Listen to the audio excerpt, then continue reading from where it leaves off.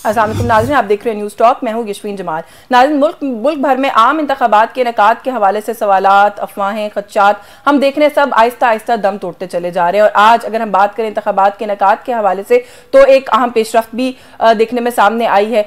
Election commission के मुतालबे के ऊपर वज़ारत ख़ज़ाना की तरफ से एक नोटिफिकेशन जारी किया गया, जिसके अंदर ये बात बताई गई है कि जो फंड्स की फराहमी का मामला है उसकी दूसरी किस्त का इजरा वज़ारत ख़ज़ाना की तरफ से कर दिया गया है। जो एलामिया जारी किया गया उसके मुताबिक इलेक्शन कमीशन को 17 अरब 40 करोड़ रुपए के फंड्स जारी कर दिए गए, यानी कुल मिलाकर अब जो है 27 अरब 40 करोड़ रुपए के फंड इलेक्शन कमीशन को इस मद में जारी किए जा चुके हैं। हम सब इस बात को जानते हैं कि आम इंतखाबात के लिए जो पिछली हुकूमत है जाने से पहले उन्होंने 42 अरब रुपए का बजट जो है वो मुख्तस किया था, तो सो फार 27 अरब रुपए जो है वो इलेक्शन कमीशन को मुहैया किए जा चुके हैं। इलेक्शन कमीशन का सिक्योरिटी के मामलात को लेकर भी जाहिर है उनके खदशात हैं, उसको लेकर भी उनके मुतालबात हैं कि उनको कितने सिक्योरिटी एहलकार जो है वो दरकार होंगे। तो उसके हवाले से भी इलेक्शन कमीशन के एलामिया के मुताबिक अमन अमान की सूरत हाल के लिए तकरीबन 6 लाख जो है वो सिक्योरिटी एहलकार जो है उनकी दस्तयाबी दरकार होगी। लेकिन इलेक्शन कमीशन ने साथ साथ ये भी बताया है कि अभी 2.25 लाख जो है वो उसका एक डेफिसिट है, कमी है एहलकारों की, जो कि मजीद रिक्वायर्ड होंगे, जो कि शायद पूरे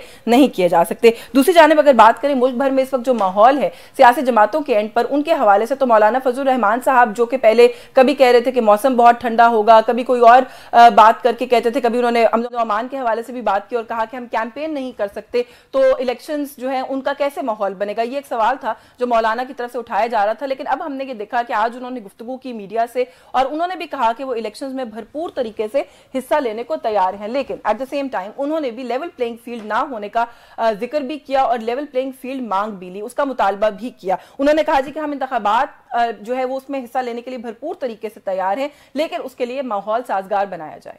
नहीं, मैं तैयार हूँ, मैंने आपसे कहा मैं तैयार हूँ, लेकिन माहौल दिया जाए, माहौल दिया जाए। यहाँ लाहौर में बैठकर माहौल नहीं दिया जा सकता।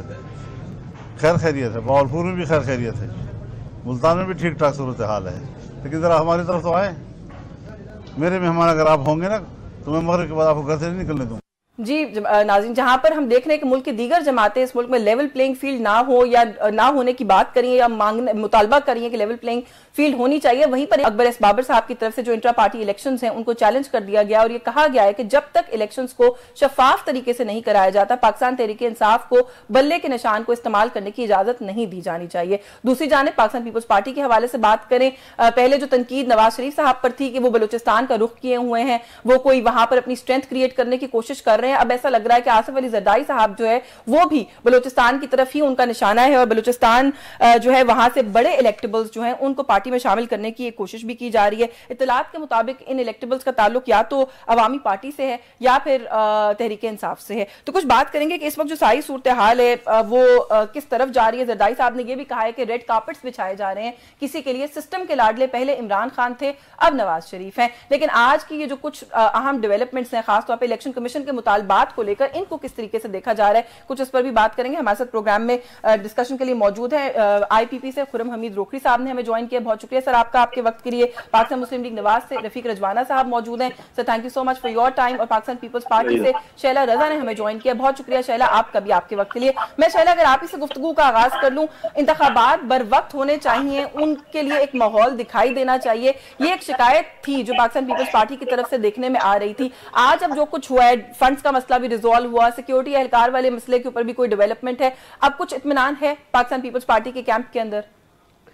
बिल्कुल बिल्कुल, और बड़ी अच्छी बात है, क्योंकि आप अगर तारीख़ में जाएं तो मोहतरमा बेनज़ीर भुट्टो की शहादत और उसके अलावा अगर उससे भी पहले जाएं तो जो बहुत पीछे हो जाएगा, तो जिस तरह से असीरी थी मेरे रहनुमाओं की वो, और फिर मोहतरमा बेनज़ीर भुट्टो की शहादत के बाद जिस तरह से हमने इलेक्शन लड़ा, कैंपेन ही नहीं हुई, और हमें तालिबान की तरफ से जो धमकी थी वो, और फिर 2018 में आपको पता ही है आरटीएस, और उसके बाद उससे पहले पोलिंग एजेंट्स का निकालना। लेकिन इन सब के बावजूद हमने कहा कि इलेक्शन होना चाहिए और हर पार्टी को उसमें जाना चाहिए।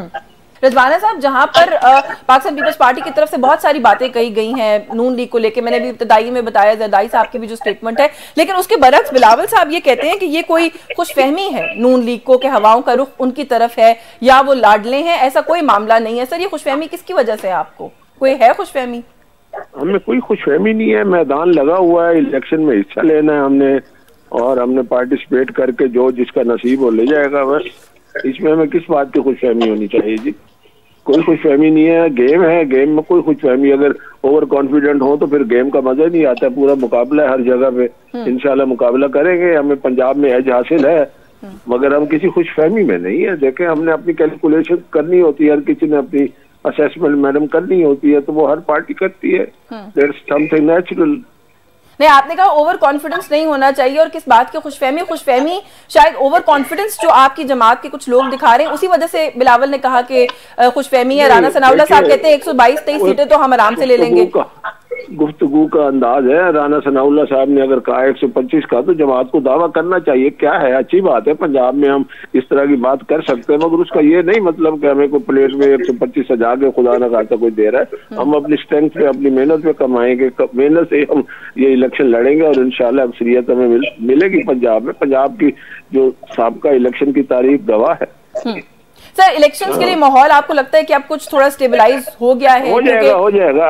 देखिए, अगर मैं एक गुजारिश करूं, अगर ये मीडिया पे जो जितनी भी बहस होती है हम भी उसमें शामिल हो जाते हैं, अगर उसको कुछ दिनों के लिए थोड़ा कम कर दिया जाए, और थोड़ा मौखर तो नहीं कर सकते, कम कर दिया जाए, तो शायद ये जो है ना शकूक व शुबहात और ये हाइप, ये सब कम हो जाएगा, और इंशाल्लाह बड़े एहसन तरीके से इलेक्शन हो जाएगा। अल्हम्दुलिल्लाह, हर किसी ने अपना अपना काम करना है, अपने अपने मंशूर दिखाने, हर किसी ने अपने अपने वोटर को अट्रैक्ट करना है।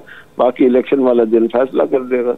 बिल्कुल सर, मंशूर के बारे में बात करना आपका काम है, लेकिन अगर कोई इब्हाम किसी जमात की तरफ से क्रिएट किया जाता है या कोई सवाल उठाया जाता है, तो सर हमारा काम है, मीडिया का काम होता है, वॉच डॉग होता है सोसाइटी का, हमें बात तो करनी पड़ेगी। बट चले, मैं जरा खुरम साहब को गुफ्तगू में शामिल कर लूं। खुरम रोकड़ी साहब, सर ये जो आज के दिन की एक दो डेवलपमेंट्स है, पहले मैं इसी पर राय आपकी भी लेना चाहती हूँ। कोई ऐसे शकूक व शुबहात आप लोगों को भी थे कि कोई कंफ्यूजन है इलेक्शंस के इनेकाद में, क्या आज वो खत्म हुए? नहीं, हमें कोई शक शुबहात नहीं थे। ठीक है। हम तो जिस वक्त इलेक्शन कमीशन ने खास तौर पर सुप्रीम कोर्ट के अंदर डेट अनाउंस हुई, तो वी वर श्योर कि चीजें इलेक्शन की तरफ जा रही हैं, और जो इदारा है इलेक्शन कमीशन वो अपनी प्रोसीजर्स को पूरा कर रहा है, और आज का आपके सामने आ गया जो पैसों का इशू था वो भी हल हो गया, और सिक्योरिटी जो इदारे हैं उनका भी कोलैबोरेशन चल रहा है। तो इंशाल्लाह 20 ठीक इलेक्शन होंगे, और अल्लाह के हुक्म से इंशाल्लाह ठीक इलेक्शन होंगे। इलेक्शन ठीक आप कह रहे होंगे, लेकिन बाकी सभी जमातें जो कि अभी जैसे मैंने इब्तदाइये में कहा कि मौलाना ने ये कहने के बाद कि हम भरपूर तरीके से हिस्सा लेंगे, फिर भी ये गिला भी किया कि लेवल प्लेइंग फील्ड मुहैया की जाए। आईपीपी के पास है सर लेवल प्लेइंग फील्ड? आपकी तरफ से अभी ऐसा कोई गिला सुना नहीं है। मैं बताऊंगी, हर चैलेंज को कबूल करना पड़ता है। हमें सबसे पहले तो ये देखना है कि पाकिस्तान किन हालात में से गुजर रहा है। हाँ। लेवल प्लेइंग फील्ड, मैं अगर खुद कोशिश कर रहा हूँ और मैं चैलेंज कबूल कर रहा हूँ और मैं मेहनत कर रहा हूँ, तो मेरे लिए लेवल प्लेइंग फील्ड है। मुल्की हालात, मुल्की वाकयात, तमाम चीजों का आप देखिए। मौलाना का जो है कंसर्न, वो उनका मौसम के बारे में ठीक था कि उनके कुछ इलाके ऐसे हैं जहां पर उनको था, लेकिन वो भी अभी जब क्लियर हुआ तो टोटल 2 हल्के ऐसे हैं, नारान के और एक आधा और हल्का बलूचिस्तान का जो उसमें डिस्टर्ब होता है, वहां पे भी इस मौसम के अंदर इलेक्शन होगा। और उसका प्रेसिडेंस आपके पास पहले बेनजीर की शहादत के बाद उनका एक आपके पास प्रेसिडेंस मौजूद है। तो ये लेवल प्लेइंग फील्ड को एक नया लफ्ज भी है, तो सारे इस्तेमाल कर रहे हैं, लेकिन हम इसको इस्तेमाल नहीं कर रहे। वी कंसिडर कि level playing field for everyone is there. चलिए, मुझे ब्रेक का कहा जा रहा है, ब्रेक से वापस आके कुछ शहरा से भी बात करेंगे कि लेवल प्लेइंग फील्ड का मामला अब क्या है। आपने कहा कि कोई नया लफ्ज है, लेकिन एक राय ये इस वक्त है पाकिस्तान के अंदर कि पाकिस्तान तहरीक इंसाफ के पास बहरहाल लेवल प्लेइंग फील्ड नहीं है। इस पर बात करते हैं इस ब्रेक के बाद। हमारे साथ रहिए जी। वेलकम बैक नाज़रीन। ब्रेक पे जाने से पहले शैला रज़ा साहिबा, क्योंकि लेवल प्लेइंग फील्ड का गिला हम देख रहे हैं कि बिलावल की तरफ से बार बार आता रहा, तो उस पर जरूर कमेंट कीजिएगा जो ब्रेक पे जाने से पहले मैंने नुक्ता छोड़ा, और साथ ही साथ ये भी कहिएगा कि जो इंतखाबी इत्तेहाद और जमातों के बन रहे हैं उनको आप लोग किस तरीके से देख रहे हैं। जमीयत उलमा इस्लाम और नून लीग का इत्तेहाद, कोई किसी किस्म का खतरा महसूस कर रहे हैं MQM और PMLN सिंध के अंदर? अच्छा देखिए जी, लेवल प्लेइंग फील्ड सब बहुत ज़्यादा बात हो चुकी है, और चेयरमैन अब बाबांगे दखल ये कह रहे हैं कि तमाम पॉलिटिकल पार्टीज़ को लेवल प्लेइंग फील्ड मिलनी चाहिए। अगर किसी को लगता है कि सिंध में उसको नहीं मिल रही है, हम बिल्कुल जवाब दें, लेकिन हम ये भी पूछते हैं कि किसी जगह क्या पीपल्स पार्टी का गवर्नर बैठा हुआ है? और ये भी हम पूछते हैं कि कोई ऐसे फेवरेट जिनको कहा जाता हो कि हमारे दौर के ब्यूरोक्रेट्स से वो हमारे सिंध में कोई वजीर बना बैठा हो, जबकि आपको दूसरी जगह तो सारा नजर आ जाएगा। जितने ट्रांसफर्स जो हैं वो इस दौर में हुए हैं सिंध से, इतने तो कहीं भी नहीं हुए, लेकिन बाकी जगह तो हमें बड़े फेवरेट लोग बैठे नजर आ रहे हैं। अब दूसरी बात जो है वो ये है कि देखिए, ये पॉलिटिकल पार्टीज का राइट है कि वो अगर इंतखाबात से पहले एक दूसरे के साथ सीट एडजस्टमेंट करें या किसी भी किस्म का कोई इत्तेहाद करें। जरदारी साहब ने खुद ये कहा था कि अच्छी बात है कि इलेक्शन होने से पहले हर एक अपनी सब बंदी कर ले और इसी में ही मुकाबले में मजा है, तो हमें कोई मसला नहीं है। नहीं, आपको कोई मसला नहीं है। चलिए थोड़ा सा इस पे कमेंट जरूर कर दीजिए। आपने कहा कि जो ट्रांसफर पोस्टिंग्स हो रही हैं, गवर्नर किसका बैठा हुआ है, आप लोगों ने इस मसले को किसी रेलेवेंट फोरम पे उठाया है? PMLN वालों से ये सवाल करें तो वो कहते हैं जी इनको कोई ऐसा शक है या गिला है तो जाएं इलेक्शन कमीशन में शिकायत करें। हम ये चाहते हैं कि जब हम कोई बात करते हैं तो वो फौरन कहने लगते हैं कि अभी यूँ 16 महीने गुजरे, अभी यूँ 18 महीने गुजरे। हम ये समझते हैं और हमेशा से समझते हैं कि पॉलिटिकल पार्टीज़ का ये तरीक़ा होना चाहिए कि वो पॉलिटिकल पार्टीज़ आपस में बात करें। गंदे बच्चे जो होते हैं ना, जो स्कूल में कहते हैं मिस ये तंग कर रहे हैं, मिस ये बात कर रहे हैं, मिस इन्होंने ये हमारा लंच ले लिया, वो वाला तरीक़ा ना करें। बेहतर यह है कि पॉलिटिकल पार्टीज़ आपस में बात करें कि अगर कोई पॉलिटिकल पार्टी अपने लिए सहूलतकारी ले रही है आवाम को छोड़ के, तो हमें उस पार्टी को बताना चाहिए कि आप ये गलत कर रहे हैं, इससे आपका कोई एक आध मसला तो हल हो सकता है, लेकिन आप आवाम के मसले हल नहीं कर सकेंगे इन फ्यूचर। हमने देखा कि सहूलतकारियाँ कर करके जब एक हुकूमत बनाई गई तो 3 साल 8 महीने वो अपने ही मसाइल में घूम पड़े रहे कि हमें ये लेजिस्लेशन लानी है, आप सबको हाँ मना ले, लेकिन अवाम को कुछ नहीं दिया। अवाम को कुछ नहीं दिया। अच्छा रोकड़ी साहब, आपने बड़े इत्मीनान का इजहार किया इलेक्शन के इनेकाद को लेकर, शैला साहिबा ने भी अब इत्मीनान का इजहार कर दिया है। एक जमात है सर पाकिस्तान तहरीक इंसाफ, उसके बारे में ये कहा जा रहा है कि उनके पास बहरहाल नहीं है लेवल प्लेइंग फील्ड। उन्होंने अपने चेयरमैन की कुर्बानी दे दी, इंट्रा पार्टी इलेक्शन दोबारा करा दिया। अब भी ऐसा लग रहा है कि उनकी जान छूट नहीं रही है। देखिए, आपके लिए मुल्क अहम होता है, किसी भी पॉलिटिकल पार्टी के लिए और उसकी लीडरशिप के लिए ये लाजिम होता है कि वो अपने मुल्क को प्रायोरिटी दे और ऐसे रास्ते पर ना जाए कि जिसकी वजह से मुल्क को नुकसान पहुंचे। और अल्टीमेटली ये जो लफ्ज है ना कुर्बानी वाला, कुर्बानी तो हम तमाम को देनी चाहिए अपने मुल्क के लिए, कुर्बानी तो हमें देनी चाहिए अपने मुल्क, अपने लोगों को बचाने के लिए, अपनी नेक्स्ट जनरेशन के लिए। हमें फ्रिक्शन से बचते हुए प्रोग्रेसिव तरीके से चलना चाहिए। तो जो रास्ता जो चुनता है वो उसकी अपनी ख्वाहिश होती है, और तमाम खैरखा जो होते हैं वो हमेशा ये बताते हैं कि आप ये काम ना करिए, आप इस रास्ते पर ना जाइए। तो ये उनका काम था अपनी पार्टी को और अपने लोगों का तहफ़्फ़ुज़ करना, पाकिस्तान का तहफ़्फ़ुज़ करना। मैं उसके ऊपर डिबेट पे ज्यादा नहीं जाऊंगा। आपको और हमें सारों को पता है कि हो क्या चुका है इस मुल्क के साथ और आज हम क्या कुछ फेस कर रहे हैं और हमें आगे कितना ज्यादा चैलेंजेस हैं। हमारे लिए इकोनॉमी, हमारे लिए लॉ एंड ऑर्डर, हमारे लिए हमारी नेक्स्ट जनरेशन, हमारे लिए जो बच्चे हैं उनका फ्यूचर, हमारे लिए ये चीजें अहम हैं। सरमायाकारी हमारे लिए, हमारे अगर हम ये समझे कि हमें इक्तदार मिले और हम किसी मकाम पर आए तो वो उस चीज से भी हमें बस खत्म कर देनी चाहिए। हम दुनिया कहां पहुंच गई और हम कहां फिर रहे हैं, ये सारी चीजें देखते हुए हम आगे चलेंगे। हम पूरी उम्मीद है कि तमाम पॉलिटिकल पार्टीज दीगर जो है वो मैच्योरली बिहेव कर रही हैं और आगे इंशाल्लाह ऐसी गवर्नमेंट आए जो पाकिस्तान को स्टेबल कर सके। आपकी जो पॉलिसीज अभी चल रही हैं, जो मुईशत है, जो सरमायाकारी आ रही है, आप उसको आगे लेके जा सकें, आपका CPEC चले, आपकी इंडस्ट्री लगे यहाँ पे, आपकी जो एग्रीकल्चर है फरोग पाए, आप IT में जाएं, आप मादनियात को बचाएं। चले इन्हीं चीजों पे बात करते हैं ना। इक्तदार तो सारों ने गुजारा, चले आप बात कर लेते हैं पाकिस्तान को अपने अपग्रेड कैसे करना है। तो इस चीज पे फोकस करें। 60% हमारा जो यूथ है, हमने उनके फ्यूचर को कैसे बचाना है। सारे तो नहीं जा सकते दूसरे ममालिक में। बिल्कुल ऐसे रोकड़ी साहब, बड़ी अच्छी बात है ये जो आप कह रहे हैं ना कि पाकिस्तान तरजीह होना चाहिए। ये ऑफ कोर्स बात ही यही है, होना ऐसा ही चाहिए, लेकिन ऐसा लगता नहीं है। आप लोगों की तो सर एक नई जमात है, आप लोगों की जमात की लीडरशिप में शामिल होने वाले ओन चौधरी साहब हर रोज आजकल खबरों का हिस्सा होते हैं। और अगर तो वो किसी सियासी लीडर के खिलाफ सियासी बात कर रहे हो तो एक अलग मामला है, वो एक सियासी लीडर की जाती जिंदगी के बारे में गवाहियां दे रहे हैं, स्टेटमेंट्स दे रहे हैं। आपको नहीं लगता कि वो भी एक अनड्यू वो है काम है और फोकस है? आपकी जमात इसको कैसे देख रही है? आपको नहीं लगता कि आप लोगों पर भी अल्टीमेटली नेगेटिवली रिफ्लेक्ट करेगा? देखें, ओन चौधरी का जो रिश्ता है वो है ही जाती तौर पे, ना हम हैं पॉलिटिक्स वाले। ओन चौधरी का जो रिश्ता था या ओन चौधरी ने जिस मकाम पर जिंदगी गुजारी वो बहुत पर्सनल चीज है।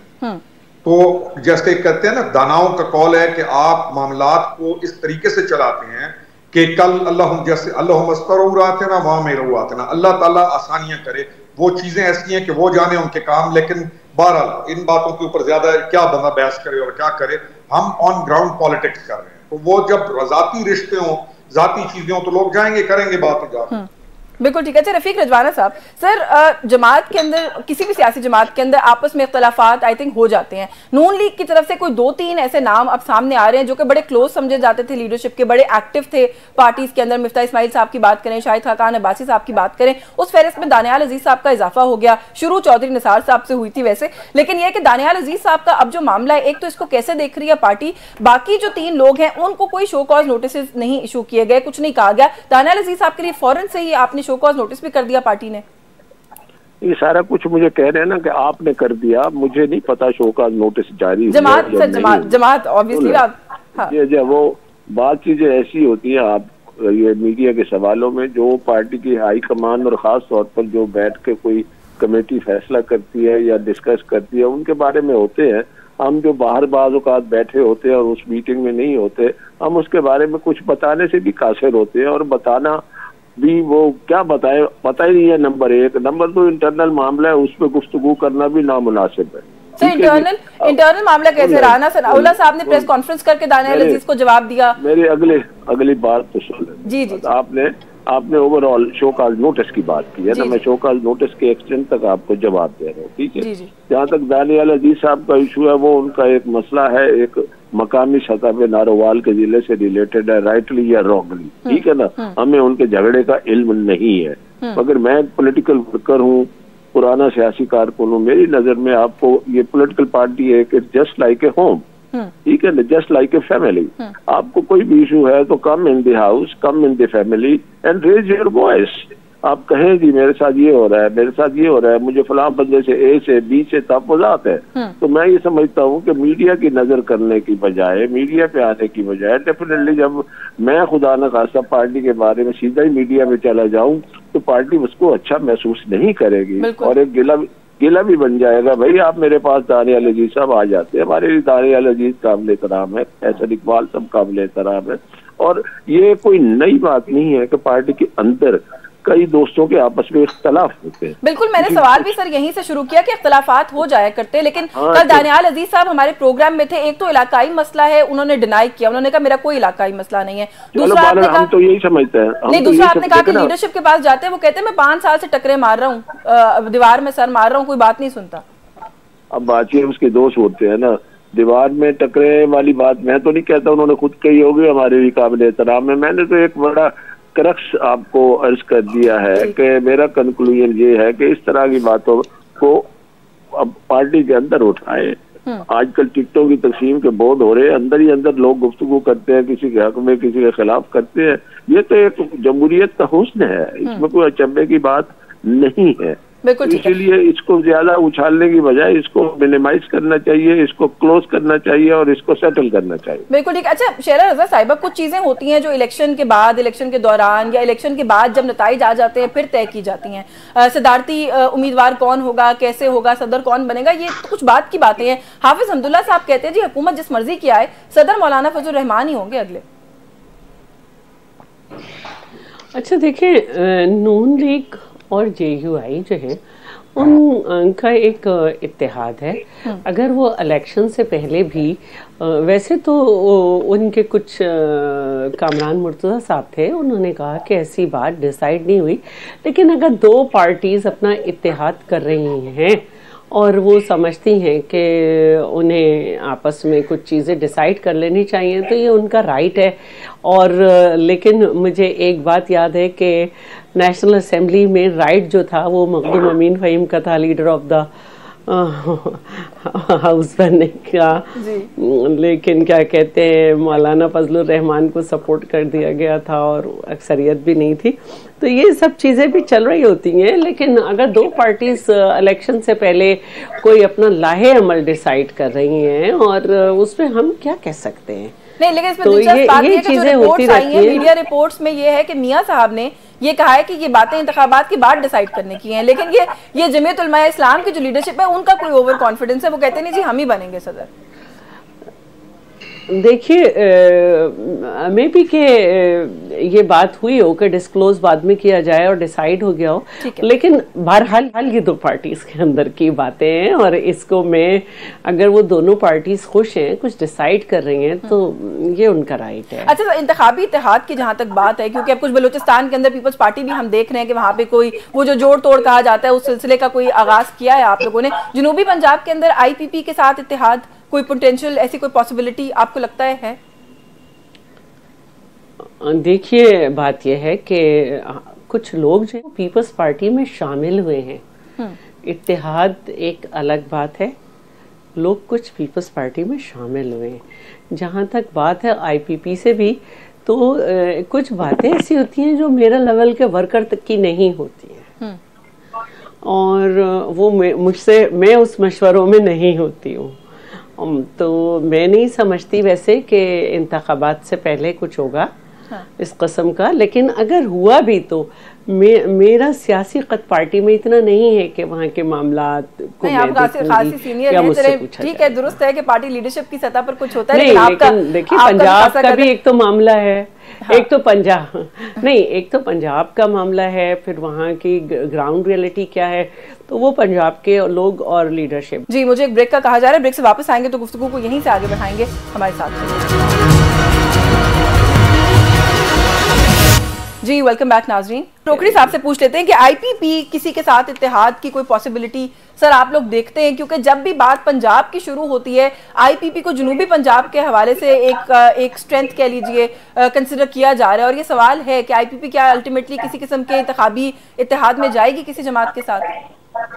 देखिए, सेंट्रल पंजाब और साउथ के अंदर IPP एक स्ट्रॉन्ग पार्टी है और इलेक्शन के बाद को जो भी पार्टी सीट लेंगी तो इत्तेहाद क्यों नहीं होगा, इत्तेहाद तो होगा, लेकिन मैं कंसिडर करता हूं कि ये तमाम चीजें बाद अज इलेक्शन की हैं और जो जिस पोजीशन और जिस स्टेटस पे होता है वो जाके फिर दूसरों के साथ नेगोशिएट करता है और इत्तेहाद बनाता है। तो लेट्स सी इलेक्शन के बाद क्या हालात बनते हैं और कैसे इत्तेहाद बनते हैं, वो चीजें सामने आपके इलेक्शन के बाद आएंगी। That's what I think. अच्छा, नून लीग जो है वो इस वक्त आई डोंट नो, एक तो नवाज शरीफ साहब जो है वो 4 साल के अरसे के बाद पाकिस्तान वापस आए हैं, तो जो पार्टी की स्ट्रेंथ है, ये पार्टी की एनर्जी होती है, लीडर के वापस आ जाने से वो वैसे ही बढ़ जाती है। तो शायद नून लीग ज्यादा प्रोमिनेंट दिखाई दे रही है, जिसकी वजह से नून लीग पर मुसलसल ये इल्जाम लग रहा है कि वो सिस्टम के इस वक्त लाडले हैं। आप इस सूरत हाल को कैसे देख रहे हैं? क्योंकि इंतखाबी इत्तेहाद तो बहरहाल नून लीग के बड़े धड़ाधड़ हो रहे हैं, लोग शामिल भी हो रहे हैं नून लीग के अंदर, तो क्या आपको भी लगता है कि सिस्टम के लाडले हैं या आप समझते हैं कि नहीं, खुद एज अ पार्टी वो इस वक्त स्टेबल है? देखिए, एक वैक्यूम क्रिएट होता है हमारे पास, कोई भी जो प्रोसेस है वो प्रॉपर तो नहीं है। हमारे पास कुछ चीजें ऐसी हो जाती हैं कि वैक्यूम क्रिएट होता है और उस वैक्यूम को कौन कैसे भरता है ये डिपेंड करता है। डेफिनेटली एक पार्टी है, पंजाब की पार्टी है, उनकी ज्यादा स्ट्रेंथ पंजाब में है, तो ये चीजें, ये ऑब्जेक्शन, ये गिले शिकवे एक दूसरे के साथ लोग करते रहेंगे इलेक्शन के दिन तक, बल्कि शेड्यूल के अनाउंस होने तक ये चीजें चलेंगी। जैसे प्रॉपर शेड्यूल अनाउंस होगा और जैसे कागजात नामजदगी जमा होना शुरू हो जाएंगे तो ये गॉसिप नीचे आ जाएगी और फिर इलेक्शन का मैदान लग जाएगा। तो ये चलती हैं चीजें, ये सारे कोई क्या कहेगा, कोई क्या कहेगा, ये चीजें चलती रहेगी। बिल्कुल ठीक है सर। रजवाना साहब, since your senior politician yourself, इस वक्त मैंने जो अभी रोकड़ी साहब से सवाल किया था, मुल्क में एक सियासी जमात है सर, पाकिस्तान तहरीक इंसाफ, उनके जो इस वक्त कुछ मामलात हैं वो हम सबके सामने हैं। कहीं ना कहीं से ये आवाज़ उठती है कि उनके साथ इस वक्त सियासी इंतकाम का मामला है। माजी में आप सभी सियासी जमातें भी कहीं ना कहीं ये कहते रहे कि सिस्टम अल्टीमेटली सियासी इंतकाम का निशाना बनाता है इस मुल्क के अंदर। आपको लगता है कि आज उस रिसीविंग एंड के ऊपर PTI है? आप इत्तेफाक करते हैं? देखिए, इसको अगर इसके कई हिस्से हैं, किसी जगह कोई सियासी इंतकाम की बात हो सकती है, बाकी जो कुछ हो रहा है, I think that PTI and particularly the chairman, the former chairman of PTI had asked for it, self created है उनका अगर ना झगड़ा मोल लेते, एस्टेब्लिशमेंट से हेड ऑन कोलिजन पे आ गए, बराह रास्त तो सादम पे आ गए, और इसमें कोई दो राय भी नहीं है how he was brought in. चलो दो राय होंगी, बहरहाल ये तो एक मिथ जो है वो that's quite obvious and everybody knows it, somebody may agree और may not, that's another question. ठीक है जी। अब ये 9 मई का जो वाकया हुआ है, जिस तरह से ये वाकयात हुए हैं, जिस तरह उन्होंने चैलेंज किया कि मुझे आप निकालेंगे तो फिर उसके बाद मैं ज्यादा खतरनाक होऊंगा, मैं अब उस तफसील में नहीं जाना चाहता, वो कोई अच्छी बातें नहीं है और एक बिटरनेस क्रिएट होती है। अगर वो ये चीजें ना करते तो शायद उनके लिए आज ये इतनी मुश्किलात पैदा ना होती। उन्होंने मुश्किलात अपने लिए खुद पैदा की है। खास तौर पे उन्होंने पाक अफवाज को जो चैलेंज किया, पाक अफवाज के जो तनसीबात पे हमला किया, डिफेंस फोर्सेज पे, उन पे मतलब तनसीबात पे हमला करके उसके बाद फिर कहा जी हमें नहीं पता, कभी कहते थे जी मेरे वर्कर नहीं थे, आज उन्होंने नई कहानी बयान कर दी लंदन प्लान का हिस्सा था। तो मेरा ख्याल है कोई स्टेबिलिटी पॉलिटिकल पार्टीज के लीडर में होनी चाहिए। He should behave like a political leader. मैं थोड़ा इससे बहुत ज्यादा इख्तलाफ करता हूँ with all due respect to Imran Khan sahab. उन्होंने जो कुछ किया है, जिसकी सजा भुगत रहे हैं, हाँ इस हद तक मैं as a political worker, as a senior member of the supreme court bar also I agree with this thing कि नाइंसाफी नहीं होनी चाहिए, इनजस्टिस नहीं होनी चाहिए, और इलेक्शन के लिए उनको मुकम्मल जो है ना उनको सहूलत मिलनी चाहिए इन द सेंस कि they should be at liberty to contest the election. Sir, London plan को तो 9 मई से जोड़कर उन्होंने नवाज शरीफ साहब को भी बीच में इन्वॉल्व कर दिया। उन्होंने कहा जी ये वो हिस्सा थे सारे का, 9 मई के पीछे वो है। They can not blowing hot and cold in the same breath. इतने अरसे के बाद उनको 9 में और नवाज शरीफ याद आ गए। जब से नवाज शरीफ साहब आए हैं ना जी, आई में एड हेयर, जब से नवाज शरीफ साहब आए और मीनार पाकिस्तान का जलसा हुआ, बहुत सारा जो है ना नवाज शरीफ साहब का फोबिया कुछ लोगों के जेहन में आ गया है और वावेला हो रहा है और घबराए हुए हैं या जो भी उनकी सिचुएशन है।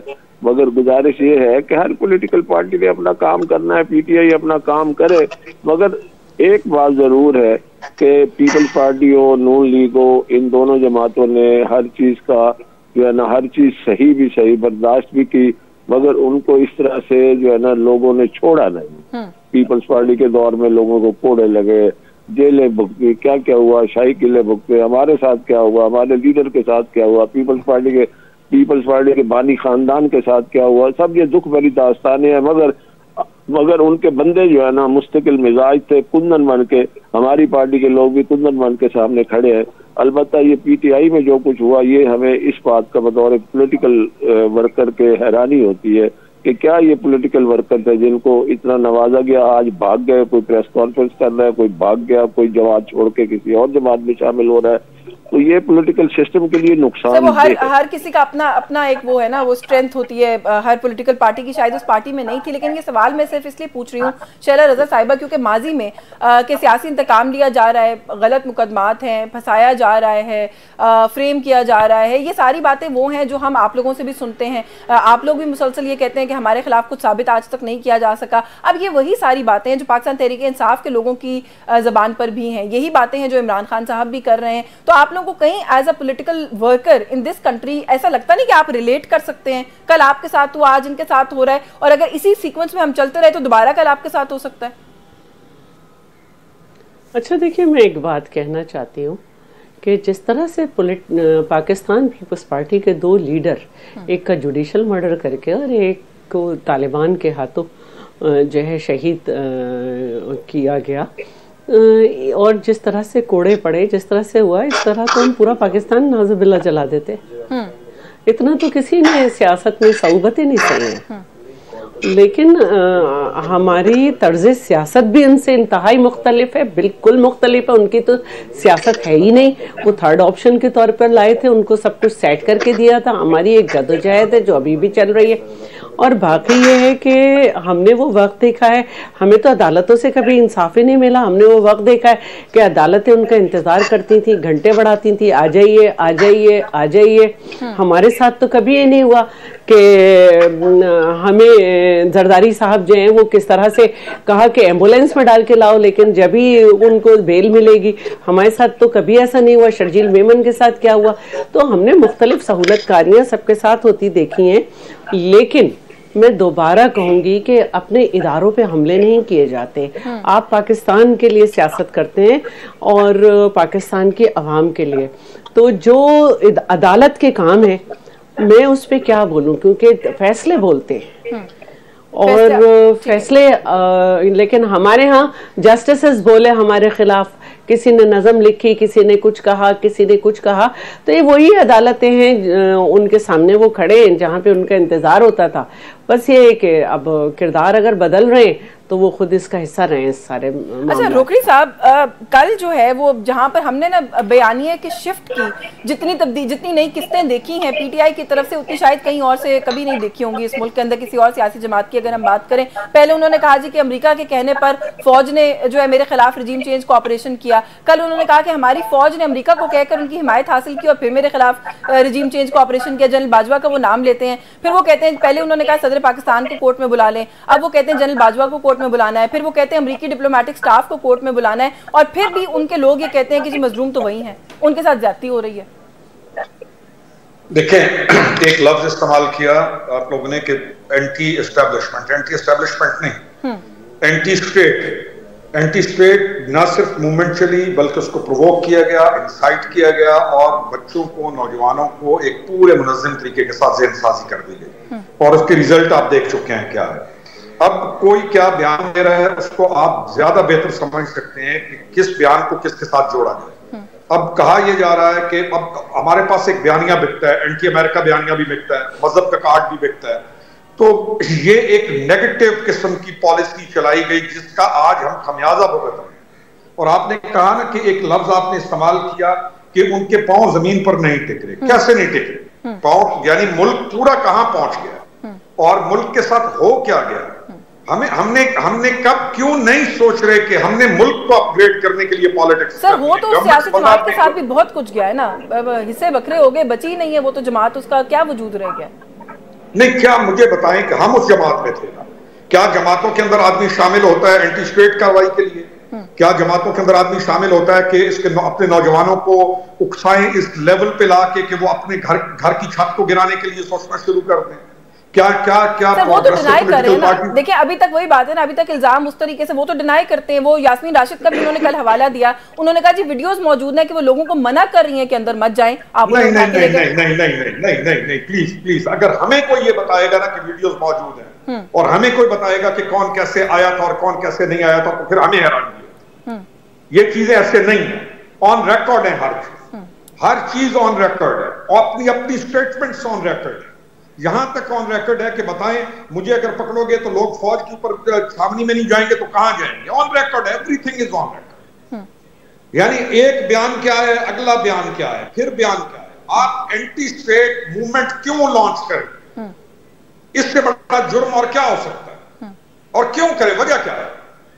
आज आपने पार्टी को, उन लोगों को, अपने मुल्क को पोलराइजेशन जितनी शदीद तकसीम का, ये थोड़ा जुर्म होता है। दो भाई भी घर के अंदर ऐसा काम करें जिसपे घर में नाचाकी हो तो वो घर तबाह हो बर्बाद हो जाता है। हमारे लिए पाकिस्तानी हम कर क्या रहे हैं? ये पॉलिटिक्स है। ठीक है, सही है। तो पॉलिटिक्स तो ये है कि आप जब मकाम पर आए, आपने अपने मुल्क का ख्याल किया, आपने रहम के साथ, मोहब्बत के साथ अहल लोगों को मकाम पर लगाया और आपने काम करते हुए अपने इलाके को अपग्रेड किया, अपने मुल्क को अपग्रेड किया, आप इन्वेस्टमेंट लेके आए। ओवरसीज पाकिस्तानी यानी क्या, कौन नहीं आना चाहता था पाकिस्तान? ये तो ऐसी कहानी है कि जिसके ऊपर चैप्टर्स लिखे जाए सर। लेकिन आप भी बार बार जो अपनी गुफ्तगू में कह रहे हैं कि प्रायोरिटी मुल्क होना चाहिए। अभी जो इंतखाबी पूरी कैंपेन चल रही है, मुहिम चल रही है, उसके अंदर भी हमें प्रायोरिटी मुल्क नहीं दिखाई दे रहा। हमें तरजीह यही नजर आती है कि दूसरे जो अपना सियासी मुखालिफ है उसको जेर कैसे करना है। वक्त खत्म हो गया, वरना मजीद में इस इशू पर जरूर बात करती है। आपका बहुत शुक्रिया खुर्रम हमीद रोकड़ी साहब, शेला रजा साहिबा, रफीक रजवाना साहब के शुक्रगुजार है प्रोग्राम में आज उन्होंने वक्त दिया। लेकिन for the sake of discussion हम ये जरूर कहते हैं कि मुल्क को तरजीह रखें, मुल्क के मसाइल के ऊपर बात करें, लेकिन किसी एक सियासी जमात की तरफ से कोई एक सियासी बयान अगर मैं आज के दिन भी ढूंढने के लिए निकल खड़ी हूं तो मुझे नहीं मिलेगा। बयानात वही मिलते हैं कि कहां पर किसी दूसरे मुखालिफ को जो है वो कोई ऐसी बात या कोई ऐसा ताना देना है या उसके ऊपर कोई इल्जाम लगाना है। इससे आगे हम देखते हैं कि सियासी जमातों का कोई आपस में कोई उनका कोई वो ही नहीं है, कोई बयानिया ही नहीं है। इसके अलावा न्यूज़ टॉक से आज के लिए बस यही कुछ। यस्मीन जमाल को इजाजत दीजिए। अल्लाह हाफ़िज़।